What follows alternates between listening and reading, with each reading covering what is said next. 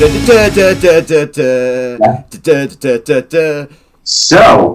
we're here in February 2021 now.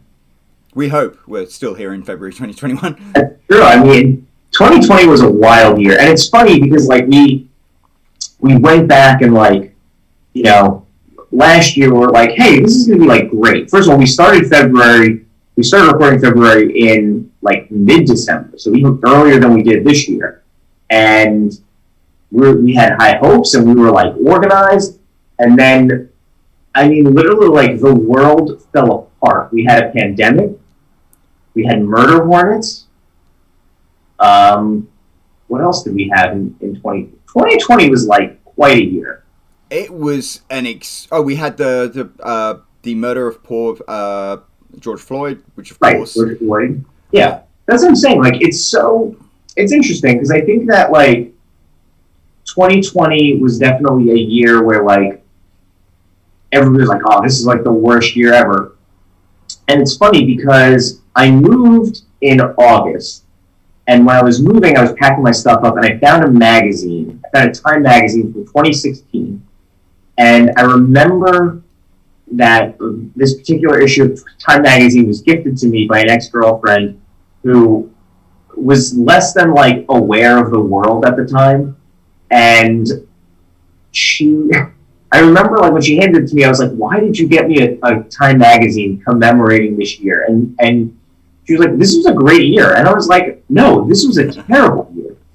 And I don't remember anything substantially bad that happened in 2016. And obviously, I think 2020 is going to be vastly different. I think that people will remember a pandemic.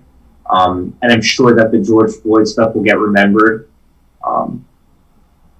But I don't think any of this other stuff that happens throughout the year is going to be monumentally bad. I think that there's a huge recency bias that occurs, and I think as we're recording on December 30th of 2020, so the year's basically at a close. But I think when we look back on this, I think right now, when I'm recording this, we're going to look back and we're either going to be like, man, that guy was right, or it's going to be like, man, I was so wrong. So... January 2021 is when the aliens arrive. Right.